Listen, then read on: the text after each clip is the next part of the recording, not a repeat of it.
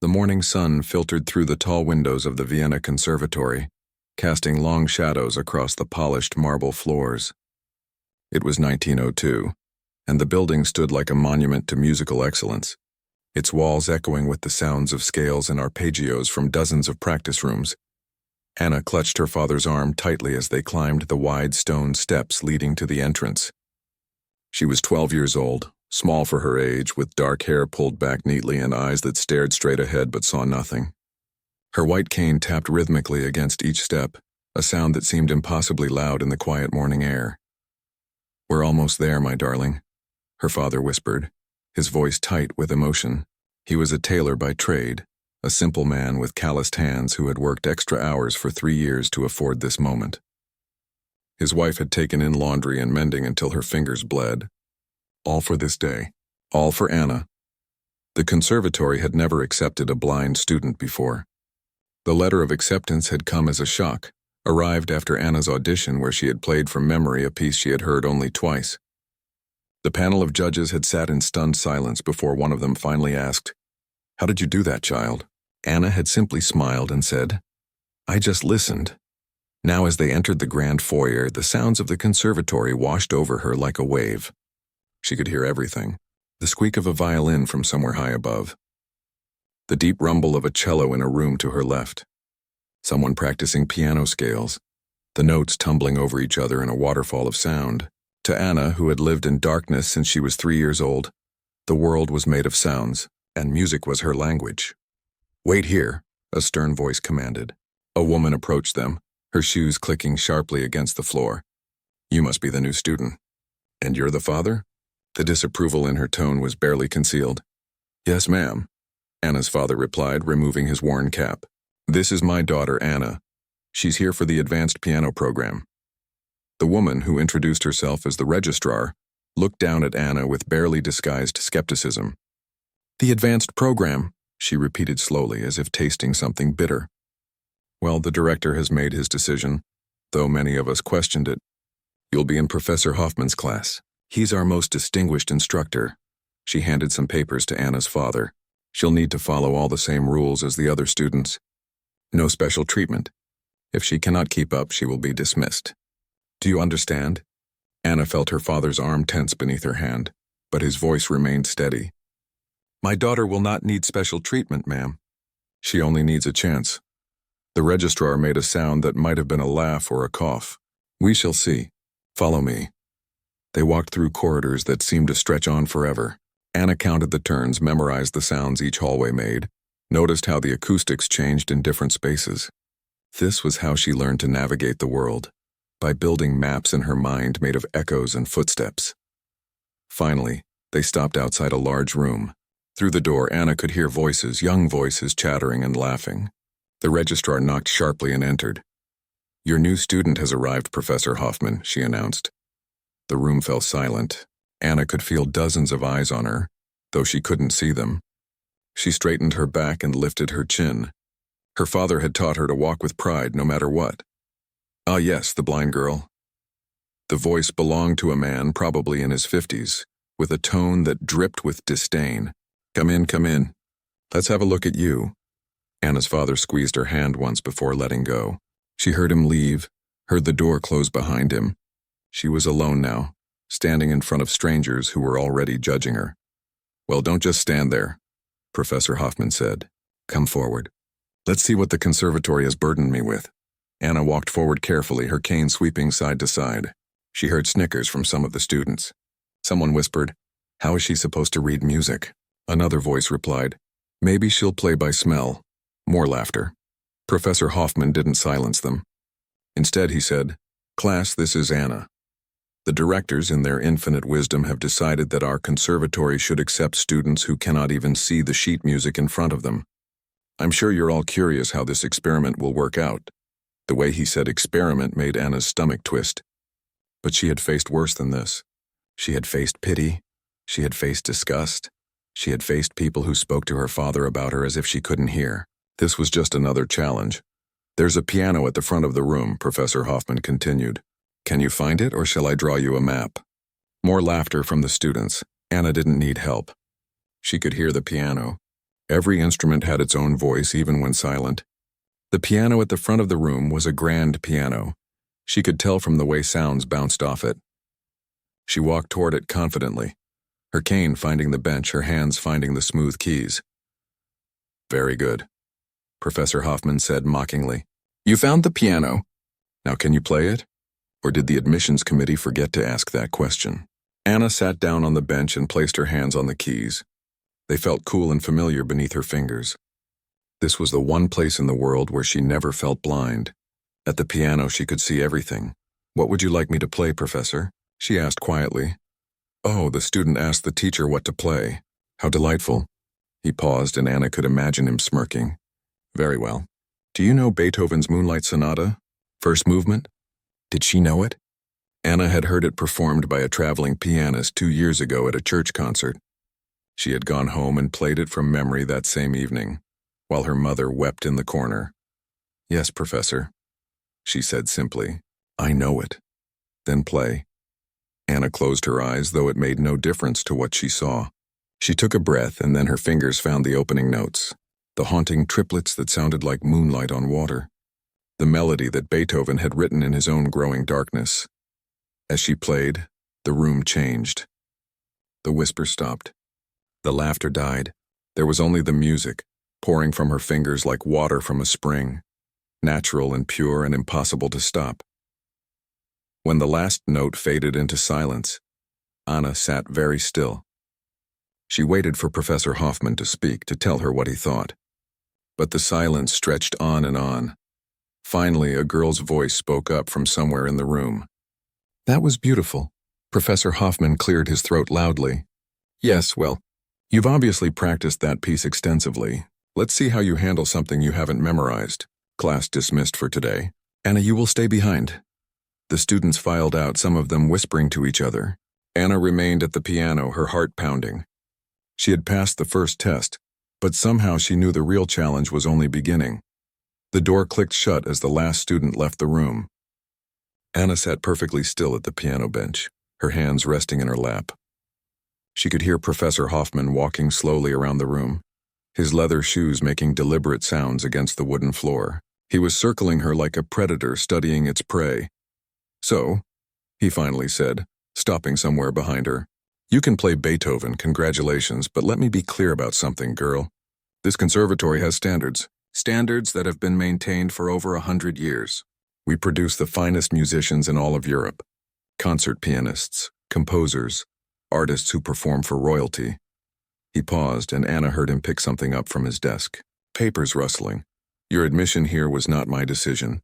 The board voted, and I was outvoted. They seem to think that accepting you will make the conservatory look progressive and charitable. Good publicity, they said." His voice dripped with contempt. "But I am not interested in charity cases. I am interested in excellence." Anna's fingers tightened in her lap, but she kept her voice steady. "I didn't come here for charity, Professor. I came here to learn. Did you now?" He walked around to face her. She could smell his cologne, expensive and sharp. "Tell me something, Anna. How exactly do you plan to study music when you cannot read a single note on a page? When you cannot see the keys beneath your fingers? When you cannot watch a master's technique and learn from it?" "I learn by listening, sir," Anna replied. "I hear what others play and I understand it. Music isn't just what you see on paper. It's what you feel, what you hear, what lives inside the notes." Professor Hoffman laughed, but it wasn't a kind sound. How poetic. How utterly useless. "Let me tell you what music really is, child. Music is discipline. It's precision. It's thousands of hours studying scores, analyzing compositions, understanding the mathematics of harmony and counterpoint. It's not some mystical gift that floats down from heaven." He walked to the piano and sat down beside her on the bench. Anna stiffened but didn't move away.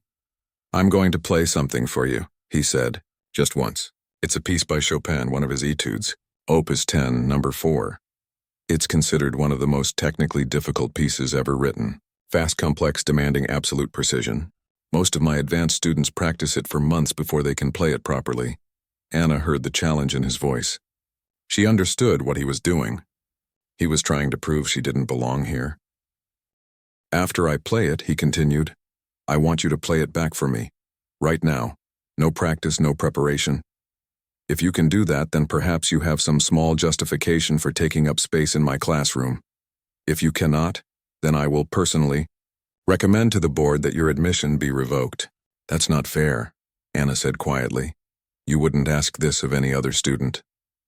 Life isn't fair, my dear, and you are not any other student. You are a blind girl who thinks she can compete with the finest young musicians in Vienna. So let's see if you actually can. Without waiting for her response, Professor Hoffman began to play. His fingers attacked the keys with furious speed, notes cascading like a waterfall, rapid and relentless. The etude was a storm of sound, demanding incredible finger independence and strength. He played it perfectly, showing off decades of training and skill. When he finished, his hands lifted from the keys with a theatrical flourish. There, he said, standing up. Now you play it. Or admit that you're in over your head and save us all a great deal of trouble. Anna's heart was racing. Her palms felt sweaty. This was impossible. The piece was incredibly complex, moving at breakneck speed through runs and arpeggios that would trip up even experienced pianists. She had heard it only once. But something else stirred inside her, something that had nothing to do with fear. It was anger. She was tired of being underestimated, tired of people assuming she was less capable because she couldn't see, tired of having to prove herself over and over again just to be treated like everyone else. Anna placed her hands on the keys. She took a deep breath and closed her eyes, even though it made no difference. In her mind, she could still hear every note Professor Hoffman had played. She could hear the patterns, the structure, the way the melody wove through the rapid runs. Music made sense to her in a way that sight never had. She began to play. Her fingers found the notes, slowly at first, feeling their way through the opening measures. But as she continued, muscle memory took over. Her hands remembered patterns they had practiced 1,000 times in other pieces. The notes began to flow faster, more confidently. Professor Hoffman made a sound of surprise, but Anna barely heard it. She was lost in the music now, her entire being focused on recreating what she had heard. The difficult runs that would trip up most pianists came naturally to her fingers. She had spent her entire life developing her ear, training herself to hear every nuance, every detail. As she played, something unexpected happened. She stopped just copying what she had heard. She began to understand the piece, to feel its emotional core. And instinctively, she began to add her own interpretation. Where Professor Hoffman had played with technical precision but emotional coldness, Anna played with feeling. She let the music breathe. She found moments of tenderness hidden within the fury of notes. When she reached the final measures, her hands were shaking from the effort. But she didn't stop. She pushed through to the last chord, which rang out in the empty room like a bell. Silence followed. A long, heavy silence. Anna sat with her hands still on the keys, her chest heaving. She had done it. Against all odds, she had actually done it. How? Professor Hoffman's voice was barely a whisper. How did you do that? Anna turned her head in his direction. I listened, Professor. Just like I said. She heard him move away. From the piano, heard papers being shuffled on his desk with angry, jerky movements. When he spoke again, his voice had changed. The mockery was gone, replaced by something harder, something dangerous. You think you're clever, don't you? He said coldly. You think this little trick proves something. But I know the truth. Someone taught you this piece. Someone helped you prepare for today. You knew I would test you, so you memorized difficult pieces in advance. That's not true, Anna protested. I never heard that piece before today. I played it from memory after hearing you play it once. Liar! The word cracked like a whip. No one can do what you just did, not without preparation, not without sight. You're a fraud, and I will prove it. Anna felt cold dread wash over her. This wasn't over. This was just beginning. I'll be watching you, Professor Hoffman continued. Every lesson, every practice session, every performance. And when you fail, when you inevitably reveal yourself as the charlatan you are, I will make sure you never play professionally anywhere in Europe. Do you understand me? Anna stood up from the piano bench, her legs unsteady. She found her cane where she had left it and held it tightly, like a lifeline. "I understand, Professor," she said quietly. "You've already decided I don't belong here. Nothing I do will change your mind." "Finally, you understand something," he replied. "Class begins at 8 tomorrow morning, don't be late." Anna walked toward where she remembered the door being, counting her steps carefully. Her hand found the doorknob and she pulled it open. "Oh, and Anna?" Professor Hoffman called after her. "Welcome to the Vienna Conservatory. I'm sure your time here will be very educational."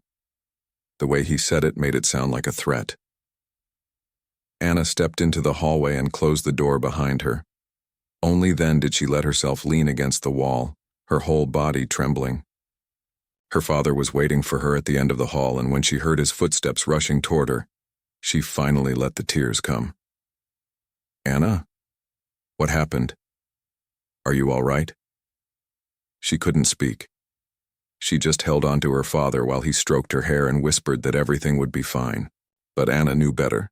She had made an enemy today, and Professor Hoffman was not a man who forgave easily. The weeks that followed were the hardest of Anna's life.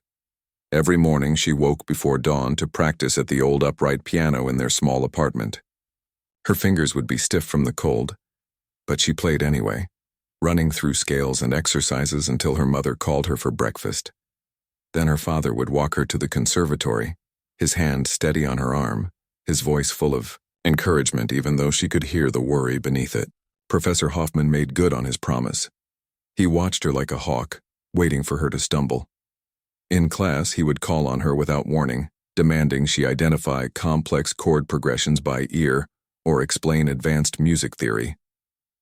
When she answered correctly, which she almost always did, he would simply grunt and move on, never offering a word of praise. But it was the other ways he tried to break her that hurt the most. He assigned her pieces and then changed them at the last minute, giving her no time to prepare. He scheduled her performances during times when the practice rooms were all occupied, making it nearly impossible for her to rehearse. He marked her down for the smallest imperfections, things he overlooked completely in other students. The other students noticed, of course. Some felt sorry for her. A boy named Thomas, who played violin, sometimes helped her navigate the confusing hallways when Professor Hoffman deliberately gave her wrong directions. A girl named Katerina would whisper warnings when the professor was in a particularly foul mood, but others saw Anna as a threat, or worse, as someone who was getting what she deserved. "She shouldn't even be here," Anna overheard one student say in the dining hall. "My parents paid full tuition, and we have to share space with charity students who can't even see." Anna tried not to let it bother her. She focused on her music, on improving every single day. But loneliness crept in like cold fog. She ate lunch, alone most days, sitting in practice rooms where at least the piano kept her company. One afternoon, about 6 weeks into the semester, Professor Hoffman made his announcement. The entire class had gathered for their weekly ensemble meeting, where they discussed upcoming performances and competitions. The Vienna Spring Concert is in 2 months, Professor Hoffman said, his voice carrying across the room. As you all know, this is one of the most prestigious events in the musical calendar. Performers are selected from the top students at the conservatory. This year, I will be choosing 3 students from this class to participate. Excited whispers filled the room. The spring concert was attended by nobility, wealthy patrons, and influential musicians from across Europe. Performing there could launch a career. I will be holding auditions next week, the professor continued. Each of you will prepare a piece of your choosing. I will select the 3 most deserving students based on technical skill, artistic interpretation, and stage presence. Anna's heart leaped. This was her chance.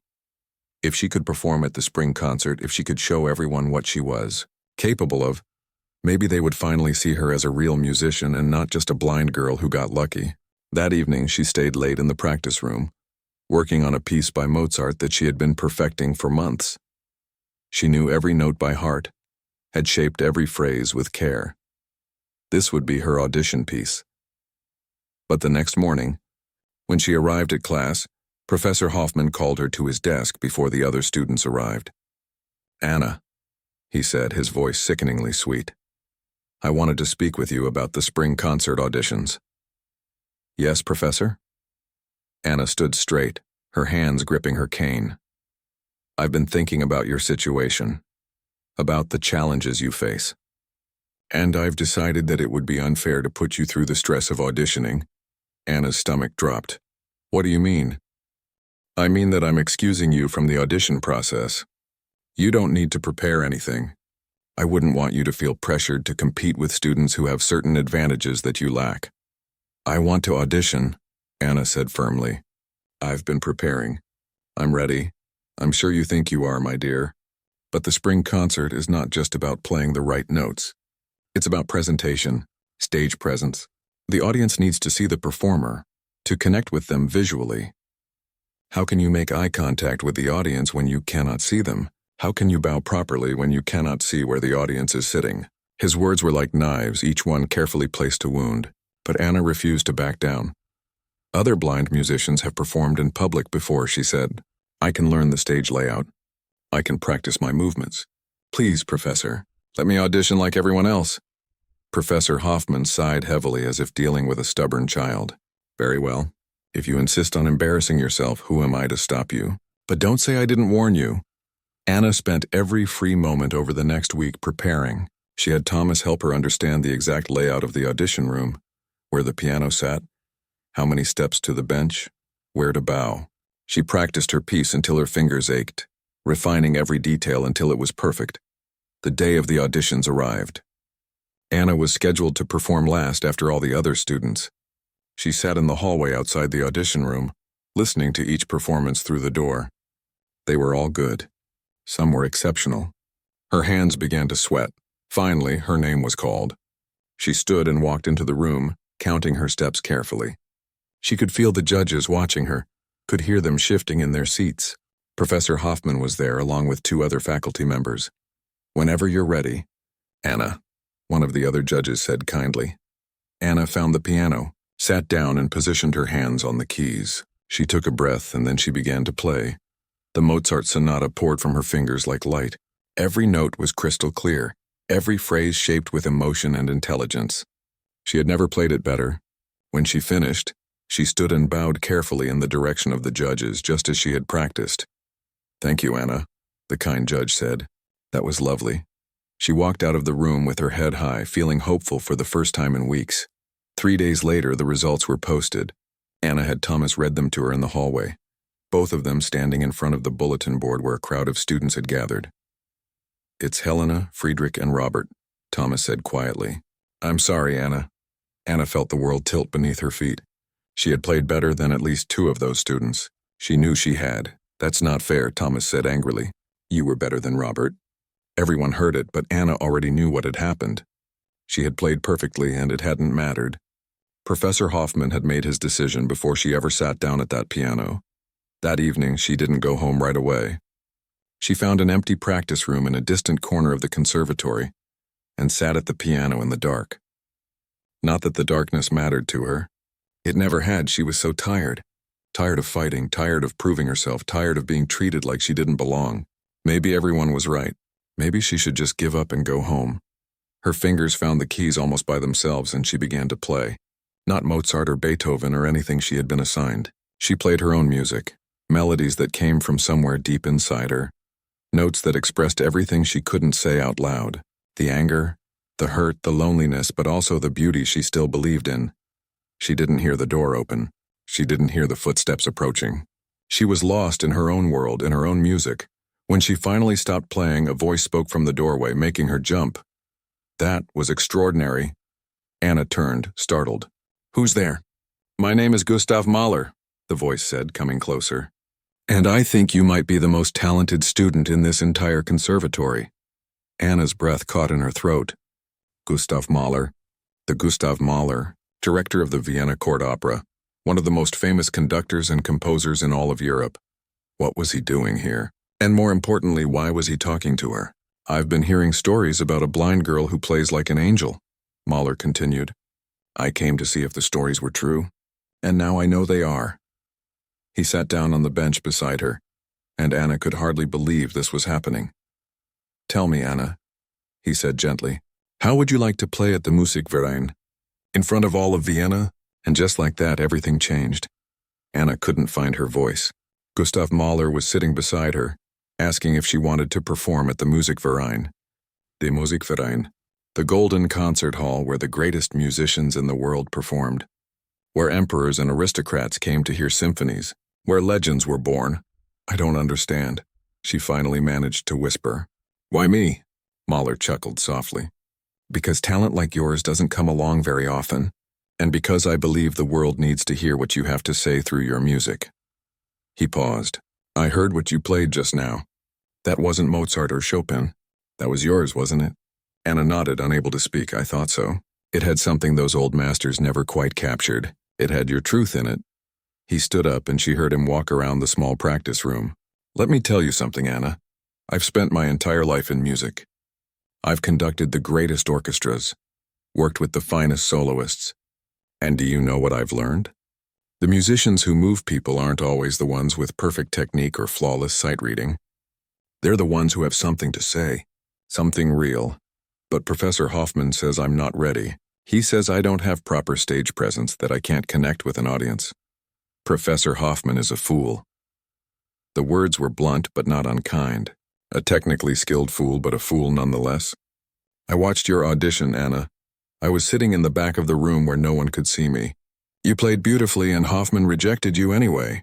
That tells me everything I need to know about his judgment.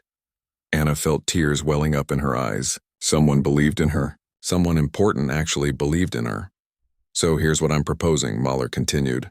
In 3 weeks, there's a special concert at the Musikverein. It's a benefit performance for the Music Education Fund. I'm conducting. We already have several performers lined up, but I want to add one more. You. 3 weeks? Anna's voice came out as a squeak. That's not much time. It's enough. You'll play that piece you just played, your own composition. I want Vienna to hear original music from a fresh voice, and I want them to see that true artistry has nothing to do with whether your eyes work or not. Professor Hoffman will never allow it. He'll find a way to stop me. Mahler's voice turned cold. Professor Hoffman doesn't control the Musikverein. I do. And he certainly doesn't control who I invite to perform. You're a student at the conservatory, but you're also a musician in your own right. He can't forbid you from accepting professional engagements. Anna's mind was racing. This was really happening. This was actually real. There's just one thing, Mahler added.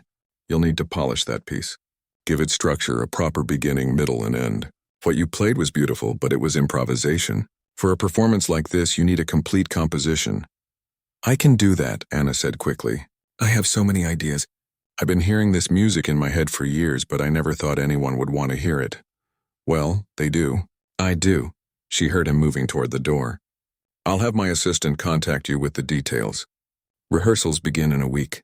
Don't be late, Mr. Mahler, Anna called out. Thank you. Thank you for believing in me. Don't thank me yet, he replied. Wait until after the performance. Then we'll see if you still feel grateful. But she could hear the smile in his voice. The next morning, Anna arrived at the conservatory early, her mind buzzing with melodies and harmonies. She needed to work on her composition, to transform those scattered ideas into something complete and powerful. She found an empty practice room and sat down at the piano, her fingers already itching to play. She worked for 3 hours straight, barely aware of time passing. The piece was taking shape, growing into something bigger than she had imagined. It was about her journey, about living in darkness but finding light through music, about being told you can't do something and doing it anyway. She was so absorbed in her work that she didn't hear the door open, didn't hear the footsteps entering the room. So it's true. Professor Hoffman's voice cut through her concentration like a blade. Anna's hands froze on the keys. Professor, I didn't hear you come in. Clearly. His footsteps came closer. I received an interesting message this morning from Gustav Mahler's office, informing me that one of my students will be performing at the Musikverein in 3 weeks. Imagine my surprise when I learned that student was you. Anna turned on the bench to face him. He heard me playing yesterday. He invited me. Did he now? Professor Hoffman's voice was dangerously quiet. And you accepted this invitation without consulting me first? Without asking your teacher's permission? I didn't think I needed permission to accept a professional engagement. You are a student, a first-year student. You represent this conservatory. Everything you do reflects on this institution and on me as your instructor." He was angry now, not bothering to hide it. "Do you have any idea what you've done? You've embarrassed me. You've gone over my head to one of the most powerful men in Vienna's musical world." I didn't go to him. He came to me. "Don't play innocent with me." His voice was rising. "You've been planning this all along, haven't you? Playing the victim, the poor blind girl who's being treated unfairly. You manipulated Mahler's sympathy.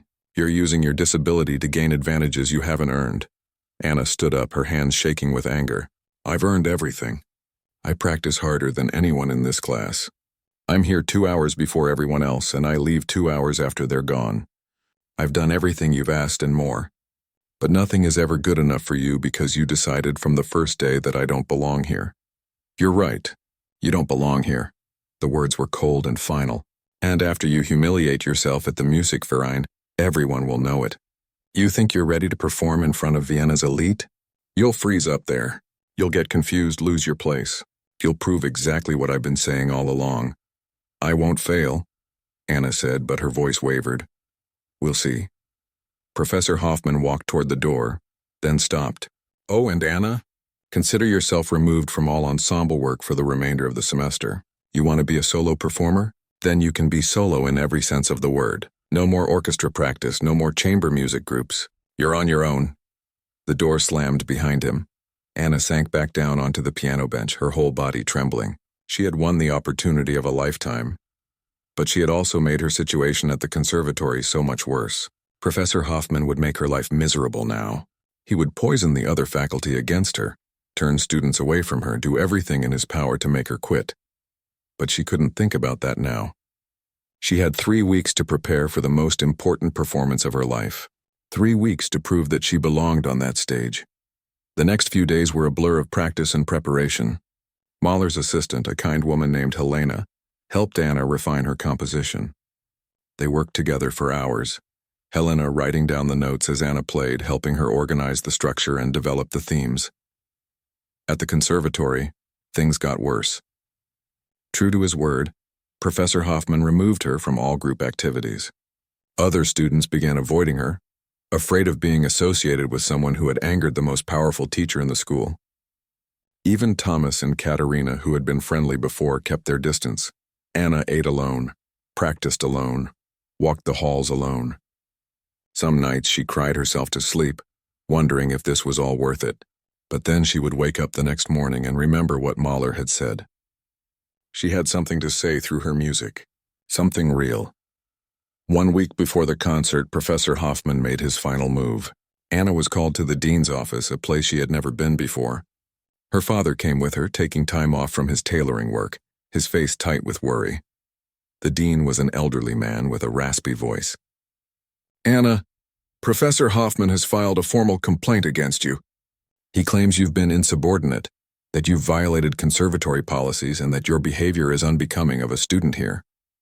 "What?" Anna's father stood up angrily. "My daughter has done nothing wrong.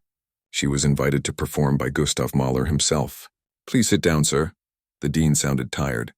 "I'm not saying I agree with Professor Hoffman's complaint, but he has considerable influence here, and he's demanding that we take action. He wants Anna expelled." The word hung in the air like poison. "You can't do that," Anna said, her voice shaking. "I haven't broken any rules." "No, you haven't," the dean agreed. "Which is why I'm not expelling you. But I am placing you on academic probation. 1 more complaint, 1 more incident, and you will be dismissed. Do you understand?" Anna understood perfectly. Professor Hoffman had backed her into a corner. 1 wrong move, and her dream of being a musician would be over. "I understand," she whispered. As they left the dean's office, her father put his arm around her shoulders. "Don't let them break you, my darling. You're stronger than all of them." But Anna wasn't sure that was true anymore. The concert was in 1 week, and she had never felt more alone or more afraid. What if Professor Hoffman was right? What if she did fail? What if she got up on that stage and proved to everyone that she didn't belong there after all? That night, lying in her small bed in their tiny apartment, Anna made a decision. She would either succeed spectacularly or fail completely. There was no middle ground anymore. No safe place to hide. In 1 week, all of Vienna would know her name, for better or worse. The night of the concert arrived cold and clear. Anna stood backstage at the Musikverein, listening to the sounds of Vienna's elite filing into the Golden Hall. She could hear their expensive shoes clicking on marble floors, hear the rustle of silk gowns and the murmur of cultured voices. Somewhere out there sat counts and countesses, wealthy patrons, influential critics, and somewhere out there she knew sat Professor Hoffman, waiting for her to fail. Her hands were freezing despite the warm shawl her mother had wrapped around her shoulders. Her mother and father were out in the audience too, sitting in seats that Mahler had personally arranged for them. Her father had borrowed a suit for the occasion, and her mother had worn her best dress, the one she usually saved for church. Anna, Helena, Mahler's assistant, touched her arm gently. "It's almost time. How are you feeling?" "Terrified," Anna admitted, her voice barely a whisper. "Good, that means you care." Helena squeezed her hand. "Remember everything we practiced? The stage is exactly 23 steps from here. The piano bench is positioned perfectly. You've done this walk 100 times in rehearsal." Anna nodded, trying to steady her breathing. She had practiced the walk, practiced her bow, practiced every single aspect of this performance, but practicing in an empty hall was different from performing in front of 1,000 people who were expecting her to fail. "You're going to be wonderful," Helena said. "Mr. Mahler believes in you. I believe in you. Now you just need to believe in yourself." From the stage, Anna heard the applause as another performer finished. Then she heard Mahler's distinctive voice speaking to the audience, though she couldn't make out the words from where she stood. More applause. Then Helena was leading her toward the stage entrance. "This is it," Helena whispered. "I'll be right here when you finish." Anna took a deep breath and stepped onto the stage. The applause that greeted her was polite but uncertain. She could feel the curiosity radiating from the audience as they watched the blind girl with the white cane make her careful way across the stage. 23 steps. She counted each one, her cane tapping softly against the polished wood floor. When she reached the piano, she folded her cane and set it down carefully beside the bench. Then she turned toward where she knew the audience was sitting and bowed, just as she had practiced. The movement felt stiff and awkward, but she completed it without stumbling. The applause died down. The hall fell silent. Anna sat down on the bench and positioned her hands over the keys. This was the moment. This was everything she had worked for, everything she had suffered for. 3 months of humiliation, of loneliness, of fighting to prove she belonged. It all came down to the next 15 minutes. She thought about Professor Hoffman sitting out there in the darkness, his arms probably crossed, a smug expression on his face. She thought about all the students who had whispered about her, laughed at her, treated her like she didn't belong.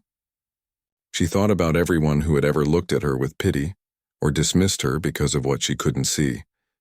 And then she thought about the music. Her music. The melodies that had lived inside her head for years. The harmonies that spoke what words never could. This piece was her story, her truth. And no one could take that away from her. Anna's fingers touched the keys and she began to play. The opening was soft, almost hesitant, like the first light of dawn. It represented her childhood, those years of living in darkness, learning to navigate a world that wasn't built for her. The melody was simple but achingly beautiful, filled with both sadness and hope. Then the music began to build. Her left hand introduced a deeper rhythm, steady and strong like a heartbeat. This was her discovery of music, the moment she first touched piano keys and realized she had found her voice. The notes came faster now, more confident as the melody soared and danced. But then came the dark section. The music turned turbulent, almost angry. Harsh chords crashed against delicate melodies. This was her struggle at the conservatory. The rejection, the cruelty, the constant battle to prove herself. Her fingers attacked the keys with a fury she had never allowed herself to express in words. Every hurt, every insult, every moment of doubt poured out through her hands. The audience sat transfixed. This wasn't just a performance. This was a girl bearing her soul, sharing her pain and her triumph through the only language that had never betrayed her. Then gradually, the storm began to calm. The angry chords softened. A new melody emerged, one that was neither purely sad nor purely happy, but something more complex. Something real. This was acceptance, not acceptance of defeat, but acceptance of who she was. The blind girl who could see more through music than most people could with their eyes. The final section built to a crescendo that filled the entire hall. Every note was perfect, every phrase shaped with absolute clarity of vision.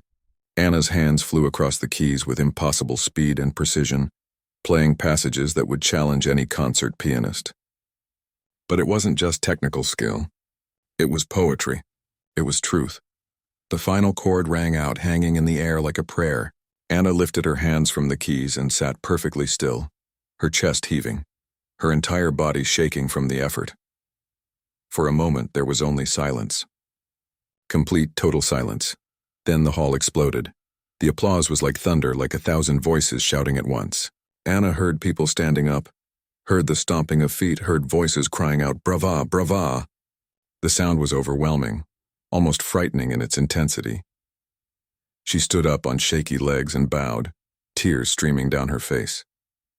The applause only grew louder.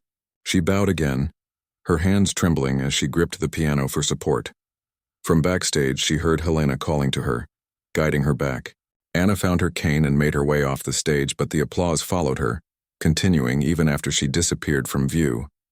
She could hear it echoing through the backstage hallways, that incredible sound of 1,000 people who had just witnessed something extraordinary. Helena hugged her tightly. "You did it. Anna, you were magnificent." But Anna couldn't speak.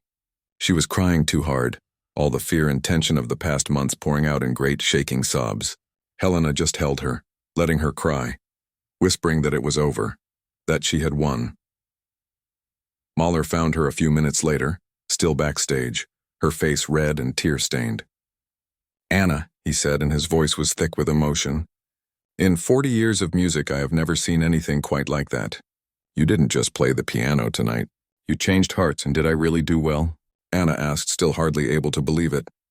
"My dear girl, you made history." The next morning, every newspaper in Vienna carried the story. "Blind prodigy stuns Musikverein," read one headline. "A new voice in music," proclaimed another. The reviews were ecstatic, with critics calling her performance transcendent, revolutionary, and the most emotionally powerful concert of the season. At the conservatory, Anna walked through the halls with her head high. Students who had ignored her now stopped to congratulate her. Faculty members who had dismissed her now nodded respectfully as she passed. Even the dean called her to his office, not to threaten her this time, but to tell her that the board had voted to remove all probationary measures and to offer her a full scholarship. Professor Hoffman was conspicuously absent from the conservatory for several days after the concert. When he finally returned, he walked past Anna in the hallway without a word, his face rigid and pale. 2 weeks later, the announcement came that he would be taking an early retirement at the end of the semester. Anna never learned exactly what had happened, but she heard whispers that several influential patrons had contacted the conservatory board after her performance. They had made it clear that they would not continue supporting an institution that employed teachers who tried to crush extraordinary talent out of spite. But the greatest change came from within Anna herself. She no longer walked through the conservatory counting steps and trying to make herself small. She walked with confidence, her cane tapping boldly, her head held high. She had proven what she had always known in her heart, that her blindness was not a weakness. It was simply part of who she was. Over the following years, Anna became one of the most celebrated pianists and composers in Europe. She performed in concert halls across the continent, composed pieces that are still played today, and eventually became a teacher herself, always accepting students that other teachers rejected. But she never forgot that night at the Musikverein. The night when a blind girl stood before Vienna's elite and showed them that true vision has nothing to do with eyes. The night when music proved stronger than prejudice, and courage proved stronger than cruelty.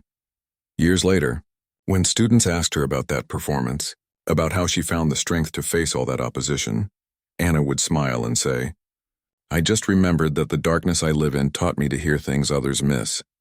And sometimes the people who underestimate you give you the greatest gift of all, the chance to prove them wrong."